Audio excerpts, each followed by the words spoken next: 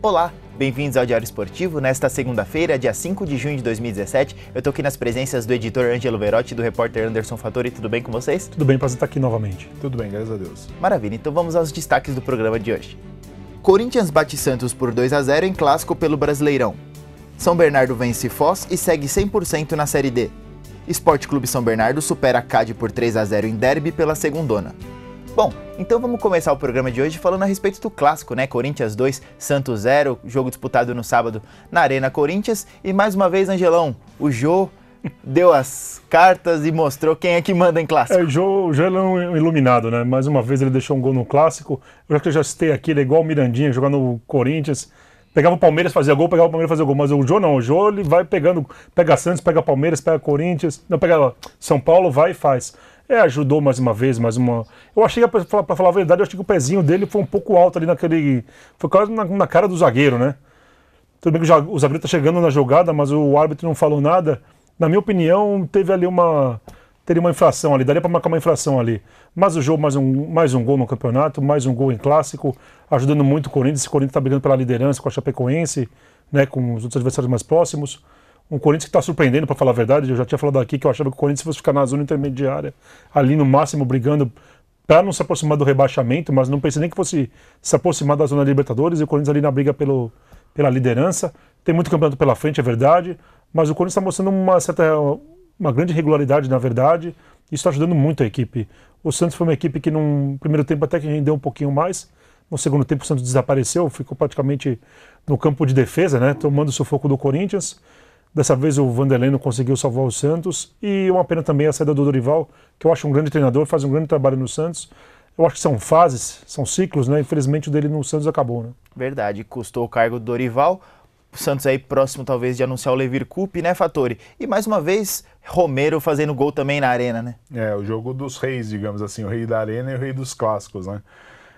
Eu não acho que foi falta do jogo no lance, acho que foi infantilidade do zagueiro de esperar o posicionamento do atacante. Primeiro o zagueiro que o Jô dá a ombrada, e depois o segundo ficou observando o Jô dar a puxeta, né? Tinha que se jogar na bola ali, obviamente o juiz ia marcar falta, mas o zagueiro mesmo fica surpreendido com o malabarismo do Jô e acaba facilitando as coisas pro jogador do Corinthians, né? Mas realmente ele tem um oportunismo muito grande, ele tá bem nesse... O Jô ele foi contratado para isso, né? Pra incomodar ele dentro da área, ele tá indo bem, principalmente quando mais precisa, ele tá correspondendo. Eu acho que o Corinthians foi o primeiro grande teste no campeonato, havia pego três times relativamente fáceis, né? Bem que a Chapecoense bem surpreendendo aí, é líder do campeonato, mas eu acredito ainda que não tem um elenco que consiga se manter nessa posição aí durante a competição. Mas o Corinthians tinha jogado com a Chapecoense, com o Vitória, né, e o Atlético Goianiense, são três times que são com um orçamento mais modesto em relação aos demais. E o Santos agora sim foi um teste mais difícil, um clássico, e o Corinthians passou. Resta o Santos, como a gente disse, o Santos tem um time bom do meio para frente, apesar do desfalque do Lucas Lima, uns jogadores que não estão indo tão bem. Agora para trás, realmente a defesa do Santos deixa a desejar e tem comprometido nesse início de campeonato. É óbvio que a culpa... Óbvio não, né? No futebol brasileiro a culpa sempre recai sobre o treinador, que é mais fácil trocar um do que trocar 11, né? Mas o Dorival estava fazendo o que era possível. Então, enquanto o Gustavo Henrique e o Gustavo Henrique, o Lucas Lima, eles que são titulares não voltam, vai ser difícil, mesmo que o Levir chegue, conseguir dar qualidade para esse time, porque faltam peças de reposição, né? Não é questão de tática, são pessoas, são jogadores. Acho que esse é o grande problema do Santos. Vamos esperar se a diretoria se define logo aí um treinador para que ele comece o trabalho e tente minimizar, pelo menos com posicionamento, aí tentar dar uma proteção maior para a zaga. É verdade. Confirmando-se em Levir Coupe, Ângelo, é um nome que te agrada? É um nome que me agrada, um treinador com experiência no futebol brasileiro, principalmente internacional, né? Ter ficado mais fora do Brasil do que no Brasil. Mas tem que ver como é que vai ficar esse Santos, né? Se o time vai voltar a render, porque nem pode acontecer que nem o Palmeiras, você acabou de falar do Palmeiras, chegou com o Cuca, estreou com o Cuca contra o Vasco, deu uma goleada e depois o time deu uma caída.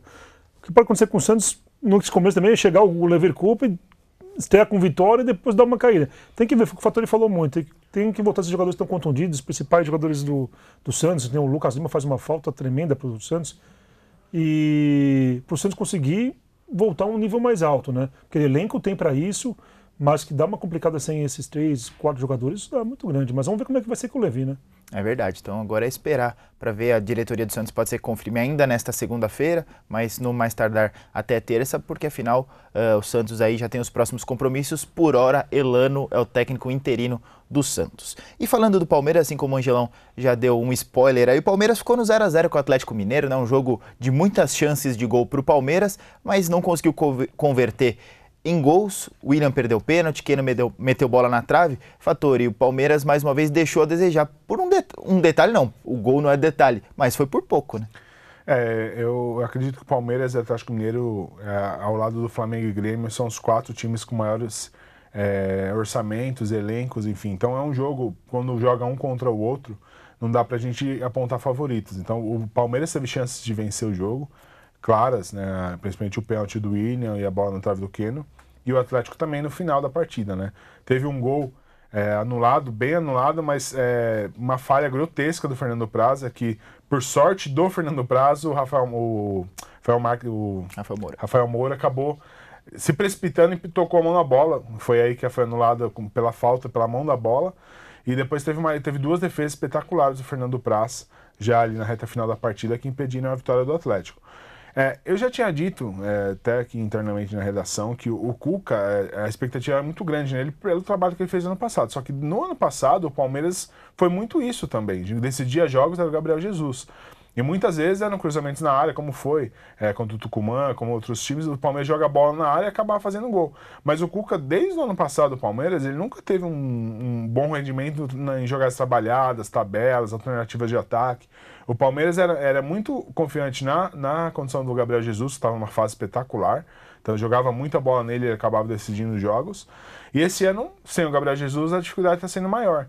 Então, assim, o Cuca era o nome, todo mundo sabia que, até pelo respeito que ele tem, que ele colocou o Felipe Melo no banco, colocou o Zé Roberto no banco, fez alguns testes. Só um treinador com o capital que ele tem, a experiência que ele tem, conseguiria fazer isso.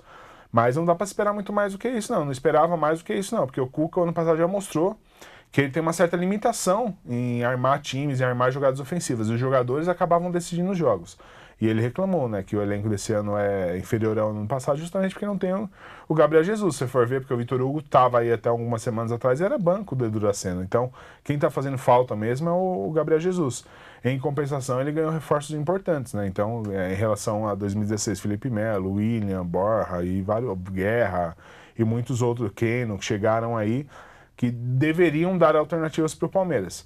Então acho que o Palmeirense tem que se preocupar, porque o time não está conseguindo evoluir, o Cuca não tem conseguido dar um padrão de jogo, ainda é cedo, mas eu já esperava que o Palmeiras tivesse, não em relação a resultados, mas em questão de forma de atuar, de criar muitas chances, perder é normal. Agora, se não criar, se criar 2, 3 por jogo, um elenco como o Palmeiras, é de se preocupar. E Angelão, tem alguns jogadores também que tiveram uma queda muito grande, né? Roger Guedes, Tietê, 2 exemplos aí de jogadores que ano passado renderam muito bem e esse ano não estão tão bem assim.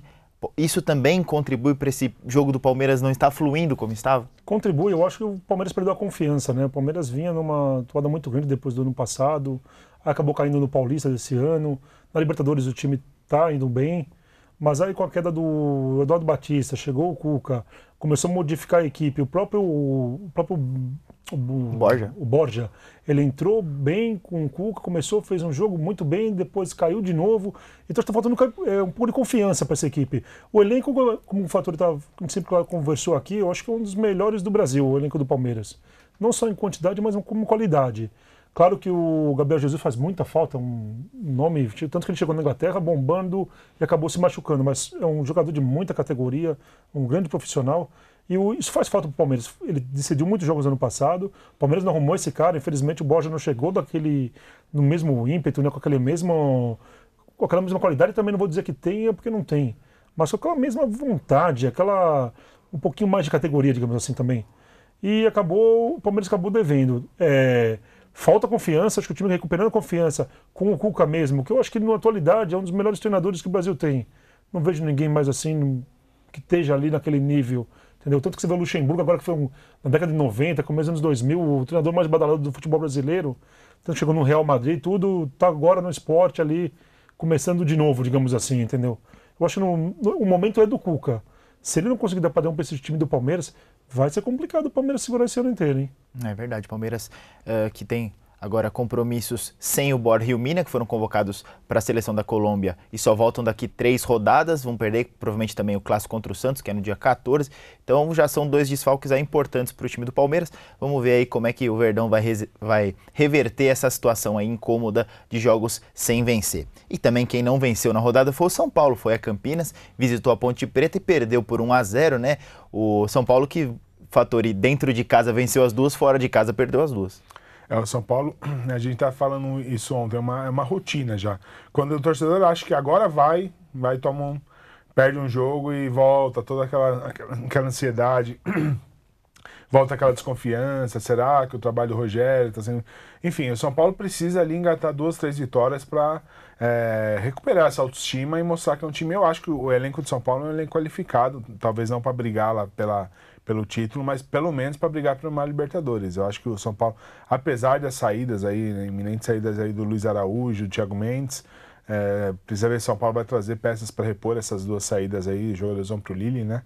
E, então, assim, eu acho que o São Paulo tem time para estar brigando mais para cima da tabela. Só que ele precisa engatar umas 2 vitórias aí para que acabe essa desconfiança do trabalho do Rogério Ceni, dos jogadores. O Prato faz um ótimo jogo, no jogo seguinte já não vai tão bem. Então falta um pouco dessa continuidade. O que está acontecendo, a gente sabe que o Brasileirão é muito difícil. Você não tem 2, 3 adversários fracos pela frente, você sempre tem 1, 2 ali que te roubam pontos. Mas o São Paulo tem que se impor. Um time da grandeza de São Paulo é um dos maiores times do Brasil, ele tem que se impor. E jogando contra a Ponte em Campinas ou no Morumbi, ele tem que ser apontado como favorito sempre pela grandeza e pelo orçamento também. A gente sabe que é muito maior do que a Ponte e não tem acontecido isso. Então o São Paulo tem se apequenado em alguns jogos e isso tem dado moral para os adversários. E o Luca está numa fase espetacular, fez um belíssimo gol, um gol de rara felicidade. Muito difícil pegar um chute como ele pegou de primeira. E tudo isso contribuiu, a Ponte em boa fase, o São Paulo nessa alternância aí acabou favorecendo os 3 pontos para a Ponte. E Angelão, o que você pôde analisar aí desse São Paulo 0 Ponte 1? Então, acho que vem muito pelo que o Valtteri falou. O São Paulo é um time inconstante, é um time que faz 2 jogos bem, depois dá uma caída. A Ponte Preta vem num momento muito bom, apesar foi vice-campeão paulista. Nesse próprio brasileiro, na semana passada, deu um trabalho desgraçado pro Atlético Mineiro, lá em Minas mesmo, né? No Independência. Então é um resultado que não me surpreende. Pelo que o São Paulo tem mostrado e pelo que a Ponte Preta tem apresentado, é claro, tem as suas grandezas, né, nacional, história, tudo. Mas pelo momento mesmo, a Ponte Preta é um time mais constante, um time mais acertado, mesmo com a perda do William Potker depois do Paulista, é um time mais acertado e é um time que tem mostrado uma certa regularidade. Isso foi confirmado ontem, né? É verdade, Ponte Preta, acho que já dá até pra gente apontá-la como o quinto grande de São Paulo, né? Já não é de hoje que a Ponte Preta vem se consolidando como uma força do estado. Já é a quinta força do estado, não tem outra. Podia falar de Portuguesa, qualquer outro clube. A Portuguesa está indo super mal no Brasileirão, né? Não está indo bem. A Ponte Preta já se firmou, já. Eu acho que até tá sendo injusto com a Ponte Preta não conseguir um título de relevância no futebol nacional. Estava na hora da Ponte Preta conseguir esse título já. É verdade. E agora mudando o assunto para o Campeonato Brasileiro da Série D, o São Bernardo manteve o 100% de aproveitamento, bateu o Foz do Iguaçu por 2-0 no sábado lá no 1º de maio. Fattori, você esteve lá, conta um pouquinho para o pessoal do Diário Esportivo como é que foi esse triunfo do Tigre. Como eu escrevi no jornal, o São Bernardo pode avaliar de 2 maneiras esse resultado. Os 3 pontos que praticamente asseguram o time na segunda fase, resta 1 ou 2 aí em 9 disputas no segundo turno. Precisa ganhar 1 ou 2 para se classificar, então praticamente já garante o time. O resultado foi importante, 3ª vitória, dá confiança para o Wilson Júnior. O time não tomou gol ainda, são 4 gols marcados, nenhum gol sofrido, 3 vitórias. Que surpreende por ser o início de trabalho, um time que foi montado aí há 15, 20 dias antes da competição. Tudo isso é válido, acho que é importante a gente avaliar nesse ponto de vista, mas o próprio Wilson Júnior apontou que o time contra o Foz do Iguaçu não teve um desempenho tão satisfatório em campo, não jogou tão bem como se esperava. Ele assumiu que o time foi surpreendido pela postura do Foz, que também foi montado eu acho que ainda com menos tempo que o São Bernardo, que eles acabaram herdando na vaga de última hora, né, do J. Malucelli, e eles acabaram herdando essa vaga e montaram um time, reforçaram o time de última hora. E o Wilson Júnior imaginava que o time do Foz fosse diferente, só que não tão incisivo, tão forte na marcação. E eu estive lá nos primeiros 15 minutos, o time paranaense, por muito pouco, não faz 2, 3 gols, e que poderia dar um outro rumo para a partida, né?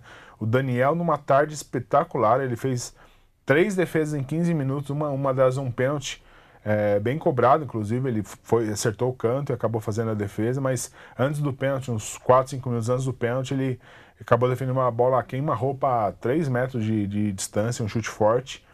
E essas defesas deram tranquilidade para o placar ficar inalterado e o São Bernardo conseguir se recuperar, entender o desenho do jogo, mais time tecnicamente, acabou prevalecendo essa melhor qualidade técnica num gol do Dogão no final do primeiro tempo, que deu tranquilidade também para o time não ter que sair muito no segundo, esperou mais o Foz, que se desgastou, cansou bastante, deu para perceber que fisicamente o time paranaense não está nas melhores condições, então no final do jogo já estava aquele meu boi lá para dentro da área para tentar de alguma forma o gol, e acabou o São Bernardo liquidando a fatura num contra-ataque muito bem articulado. Então, assim, em relação aos 3 pontos, excelente. 3 jogos, 9 pontos. Agora, sim, há de se acender um sinal amarelo, porque a gente imagina que uma segunda fase da Série D, o nível técnico vai ser muito superior. E o São Bernardo, do que eu vi ontem, precisa evoluir muito nesses 3 últimos jogos aí, para conseguir ter um padrão tático aí para se manter, porque a gente sabe que a Série D praticamente só vale o acesso, né? Que se você não subir, não adianta ter feito uma boa campanha, que você não vai ter vaga, você vai ter que brigar de novo por uma vaga, né? Não é uma competição que você tem uma segunda chance. Então, assim, é muito cruel a parte. Então, o São Bernardo pode ganhar os 6 primeiros jogos, todos os jogos na primeira fase e ser eliminado na sequência. Então, não é o que a gente quer. E a gente falou isso com o Wilson Júnior, ele tem ciência que ele vai usar esses 3 jogos aí para tentar melhorar o padrão tático da equipe, melhorar algumas peças ali para conseguir avançar na Série D. E antes da gente chamar o comentário do Angelão, vamos ouvir o que o goleiro Daniel, destaque da partida, falou sobre esse São Bernardo 2, Foz do Iguaçu 0. Confere aí. As impressões são boas, são positivas, o time vem 100% de aproveitamento, 3 jogos, 4 gols feitos, nenhum gol sofrido, 3 vitórias. Então é um momento que nos deixa feliz, nos deixa confiante, mas com a maturidade que a gente já tem, somos sabedores de que tem que corrigir ainda algumas coisas, o time tem que adquirir uma maturidade, tem que ter mais consistência, sofrer menos durante as partidas, terminar o jogo com maior controle da partida, entendeu? Então são situações que a gente vai buscar essa maturidade, a gente vai buscar essa evolução como equipe, para que nos duelos, eventualmente que a gente consiga a nossa classificação, o grau de dificuldade ele aumenta nas partidas de mata-mata, qualquer lance pode decidir um jogo, então você tem que minimizar ações do adversário a todo momento, então são situações que a gente ainda tem muito para evoluir. Bom, então aí as considerações do goleiro Daniel. Angelão, São Bernardo, mais uma lição de casa feita, agora visita o Foz do Iguaçu no fim de semana, depois vai a Lages enfrentar o Internacional e depois recebe o Novo Hamburgo na última rodada dessa primeira fase. Está tudo muito bem encaminhado, né? Está tudo muito bem encaminhado. Eu acho até que o São Bernardo vai conseguir a classificação fora de casa agora já na próxima rodada. Quando chegar aos 12 pontos, dificilmente o São Bernardo vai perder essa classificação. Que nem o Fattori falou, o São Bernardo ele estava vindo bem no campeonato, deu uma certa regularidade, digamos assim, nesse jogo assim. Mas também acho que faz parte também, não é todo jogo que você vai bem, mas o time conseguiu a vitória mesmo assim, o time conseguiu a vitória. É um nível mais alto, eu acho. Volto a repetir, por causa do futebol paulista aqui, o fato de disputar o futebol paulista em relação ao restante do país. Então garante a vaga nesse final de semana. Depois tem que conseguir motivação para, nos últimos 2 jogos, conseguir se manter em alta e acertar bem o time mesmo para a segunda fase. É isso que vai ser, eu acho, o principal desafio do Wilson Júnior. Porque eu acho que dificilmente perde a vaga nesse final de semana. Ganha do Foz lá, garante o resultado, garante a vaga, e depois vai ter que conseguir motivação e para conseguir nas últimas 2 rodadas ali acertar direitinho para na próxima fase também começar muito bem a segunda fase, né? É até uma oportunidade para rodar um pouco o elenco, né? Colocar todo mundo ali em condições de pegar ali uma segunda fase um pouco mais forte. Né? É o ideal você fazer isso, mas também você tem que pensar naquilo lá, né? Você tem que ter um padrão de jogo, você tem que deixar o time muito bem entrosado também, né? É sempre bom dar chance de todo mundo jogar, mas tem que pensar no entrosamento da equipe. Então o entrosamento é já todo mundo jogando e quase sempre junto, né, frequentemente. Então acho que dificilmente ele vai mudar muito a equipe, vai nos últimos 2 jogos da segunda fase. Na segunda fase não, do retorno, dificilmente ele vai mudar a equipe. Mas é para acertar algumas coisinhas que não ficaram tão bem ontem, né? É verdade. O São Bernardo que trouxe 2 reforços aí na semana passada, o Lucas Lino, por empréstimo da Portuguesa Santista, e o Guilherme Noé, que veio aí do Rio Preto, jogadores jovens ainda e que vão também possivelmente ajudar o São Bernardo nesta fase final aí da primeira fase do Campeonato Brasileiro da Série D e também até o fim da competição. Quem sabe o Tigre vá longe aí na 4ª Divisão Nacional e consolide o acesso no fim da temporada, né? E falando um pouquinho mais também de futebol regional, Fattori, esse fim de semana a gente teve um clássico pelo Sub-20, é verdade, mas um clássico quente, né? É verdade, Santarém e São Caetano fizeram um jogo com bastante polêmica. O Santo André acabou ganhando de 2-1, mas no segundo gol do Santo André, parece que um dos jogadores, Matheus, acabou imitando a galinha, que é o apelido pejorativo do São Caetano, e isso daí acabou ocasionando, minutos depois, uma briga generalizada entre as duas equipes, numa disputa de bola lateral, e o goleiro do Central Júlio acabou sendo expulso, assim como acho que é João Vitor, do São Caetano também. Eles acabaram trocando socos, os dois acabaram sendo expulsos, só que o São André já tinha feito as alterações, então não tinha o goleiro para continuar, teve que pôr o zagueiro Marcão para defender, e estava ganhando de 2-0, o juiz deu 8 de acréscimo por causa da briga, enfim. Foi aquele jogo e o São Caetano acabou diminuindo nesses acréscimos para 2-1, também no final do jogo quase empatou, já que estava com o goleiro, com o zagueiro no gol. Infelizmente, são coisas que acontecem, mas assim, a molecada tá levando muito a sério esse Sub-20 e o clássico. Falei com o Ari Mantovani, treinador de Santo André, um pouco antes do programa. Ele disse que estava muito aflorado essa coisa de clássico, Santo André e São Caetano, que estão na primeira divisão do Campeonato Paulista, ano que vem devem jogar no Paulistão. E eles levaram ao extremo isso e acabaram se excedendo, digamos assim, de ambos os lados. E o Santo André acabou ganhando 2-1, levou a melhor. Mas que fica o aprendizado para a molecada que tem que ir um pouco menos com força e um pouco menos de ímpeto aí, né? É verdade. E falando agora do Campeonato Paulista da 2ª Divisão, a gente teve o derby regional na sexta-feira, CAD versus Esporte Clube São Bernardo, um jogo realizado no Baetão, mesmo com o mando do CAD, por conta de uma reforma nas arquibancadas do estádio do Inamar. 3-0 para o Esporte Clube São Bernardo, Angelão. A 3-0 não é um resultado surpreendente, né? Pelo que o Esporte Clube São Bernardo tem mostrado no campeonato. Classificação também está consumada já. Ver agora quais vão ser os próximos classificados no grupo. O CAD, infelizmente, começou bem, mas depois deu aquela decaída. Com relação ao próprio Inamar, eu acho que houve um certo desentendimento ali com o pessoal do Água Santa, que inicialmente não chegou a ceder o estádio, agora começou com reforma. Então, aquela briga na cidade, uma má vontade tremenda também, eu acho. Uma coisa que não precisava ser desse jeito, até por causa que o nível ali das equipes é bem diferente. O São Bernardo o que o Água Santa está almejando já não é mais pro mesmo nível do CAD, então tudo daria para se acertarem ali, mas infelizmente acontece isso no futebol, essa rivalidade, que nem o Esporte Clube São Bernardo e o São Bernardo lá no 1º de maio, né? O Esporte Clube São Bernardo fica no Baetão, então acho que tem essa questão aí. Mas o Esporte Clube São Bernardo não surpreende, os resultados já vinham mostrando isso daí. O que eu falo sempre, tem que mostrar isso aí na continuação da competição para ver se consegue chegar ao acesso.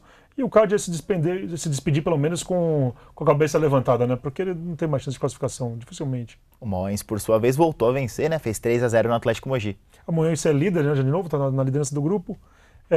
Outro que vinha vindo bem no campeonato, teve uma certa regularidade em 2 ou 3 rodadas, mas chegou à liderança de novo. São os dois clubes que se prepararam bem, fizeram um trabalho de pelo menos 1 mês e meio para 2 meses antes do início da competição. E estão mostrando isso aí nessa primeira fase também, teoricamente, mais tranquila. Vamos ver na sequência do campeonato agora, né? É isso aí. E no sábado, né, no Estádio Nacional de Cardiff, no País de Gales, a gente teve a vitória do Real Madrid, uma grande vitória por 4-1 sobre a Juventus, um jogo que começou em altíssimo nível, com Cristiano Ronaldo jogando muito, Mandzukic fez um golaço de empate, mas depois Real Madrid deslanchou e faturou a 12ª taça dessa Liga dos Campeões da Europa. Acho que foi justo pelo que o Cristiano Ronaldo tem mostrado, né? Ele jogo por jogo, ele vem derrubando críticas que se possa fazer ainda sobre ele, desconfiança que se possa ter sobre ele. Acho que é um jogador que mudou a forma de jogar durante os anos, o passar dos anos. E além de ser um jogador de técnica espetacular. É um jogador que tem estrela, né? É um jogador que você pega numa final de Liga dos Campeões, faz 2 gols. Você vai falar, pô, mas os gols foram teoricamente fáceis de se fazer, mas você tá bem posicionado, você tá ali. Um jogador como ele, que tem uma marcação especial, conseguir se desvencilhar da marcação, aproveitar os espaços vazios, acho que isso aí tem que se enaltecer. E ele acabou levando o Real Madrid nas costas. A Juventus, a gente sabe que tinha um sistema defensivo muito sólido, e se não conseguisse segurar o Real Madrid, talvez teria um placar dilatado, como acabou acontecendo.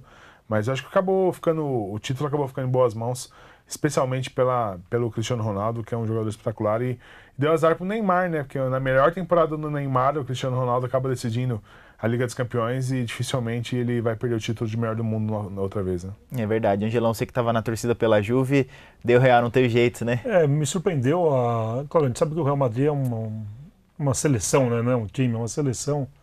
Mas eu esperava muito mais da Juve pelo que ela fez no campeonato, né? Não é qualquer um que elimina um Barcelona do que ela fez, depois passou pelo Mônaco na semifinal, por causa do sistema defensivo muito bem armado, né? Eu esperava um pouco mais, até que o Real Madrid pudesse ganhar, mas não dessa forma que ganhou, que foi um massacre, né? Depois fez o segundo, foi terceiro e quarto, foi fácil demais. Até porque eu acho que por causa do batimento do pessoal da Juve, né? Então, pelo que apresentou na competição, eu achava que pelo menos fosse nos pênaltis, que o Real Madrid fosse levar esse título. Não da maneira que foi. Méritos para o Real Madrid, que foi o que eu falei, é uma seleção, não é um time. E méritos também para a Juve, também pelo que mostrou um renascimento nessa competição e no próprio italiano, então acho que está valendo. A Juve merecia, mas acho que mais do que a Juve e a Itália, o Buffon merecia esse título, né? Merecia, um título que faltou na carreira, né? É um goleiro excepcional, foi o mais aplaudido na hora da entrega das medalhas. E merecia isso sim. Pena o Daniel Alves, acabou vaiado, né? Até para o torcedor do Real Madrid por causa da concorrência quando ele jogava pelo Barcelona, que fez uma grande temporada também, Daniel Alves. Não sei se fez o certo em sair do Barcelona, mas cada um sabe quando é o seu momento, não sabe o que rola nos bastidores ali do clube, né? Que caberia naquele Barcelona por muito tempo ainda pelo futebol que ele tem demonstrado. Eu achei até que ele pudesse decidir um pouco dessa final, mas infelizmente não deu dessa vez. É verdade. E também no sábado a gente teve aqui em São Bernardo do Campo, na Arena Caixa, a realização do GP Brasil de Atletismo, né, Fattori? Com presença de astros internacionais, medalhistas olímpicos e quebra de recordes. É verdade. São Bernardo Arena Caixa, que hoje é um dos melhores estádios de atletismo do Brasil, recebeu a competição de nível internacional. Bons nomes estiveram aqui. O Thiago Braz acabou decepcionando. Ele disse que tá meio sem sentido a carreira dele depois do título olímpico. Eu acho que acabaram se acelerando as etapas. Ele não estava preparado para ganhar o título no Rio de Janeiro, acabou acontecendo e aí ele ficou meio sem rumo.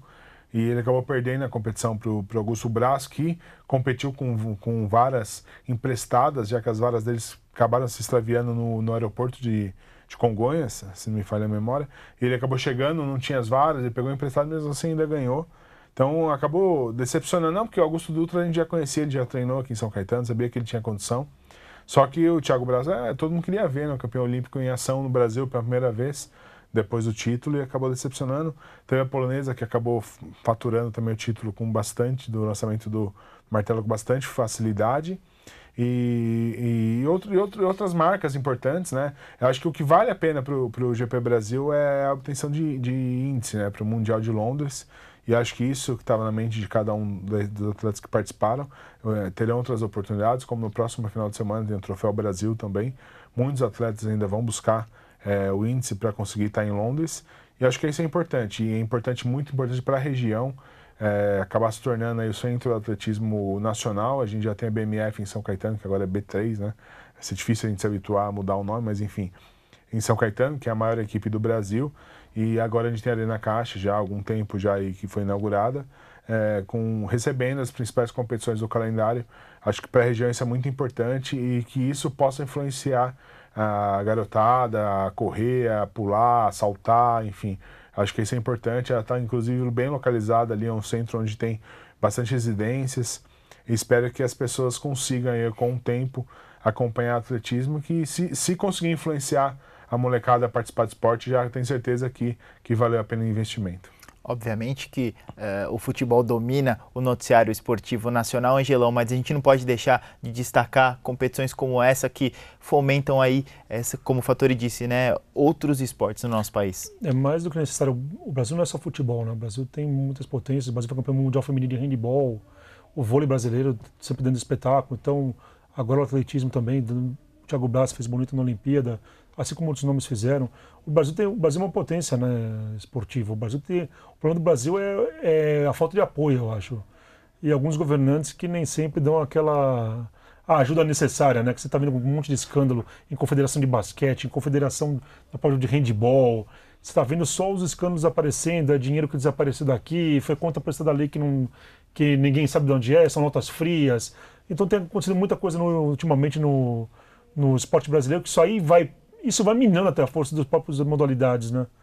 Então espero que com toda essa limpeza que está sendo feita nas modalidades, que nem eu citei, no basquete, handebol, que isso aí dê uma nova visibilidade para as próprias modalidades e que elas consigam com isso buscar apoio. Porque dificilmente uma empresa, o governo federal fica complicado, mas uma empresa vai querer investir você, o presidente da Confederação de Basquete, está envolvido em escândalos de desvio de dinheiro, de um monte de coisa. Dificilmente uma empresa vai querer apoiar isso, dar esse apoio, entendeu?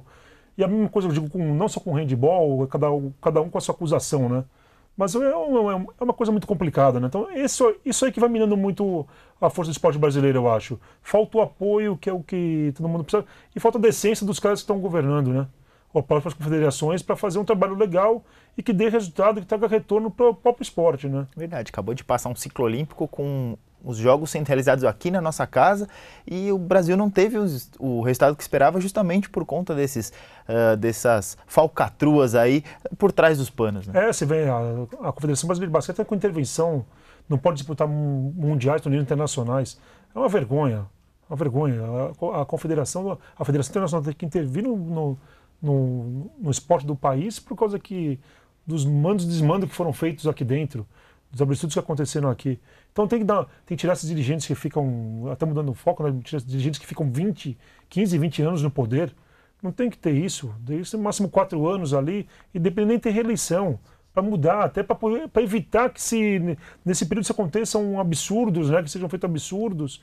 O cara se prolonga no cargo, ele domina tudo, ele vai fazendo o que ele quer e depois você vai descobrir que já é muito tarde. O basquete brasileiro está onde? Está no fundo do poço.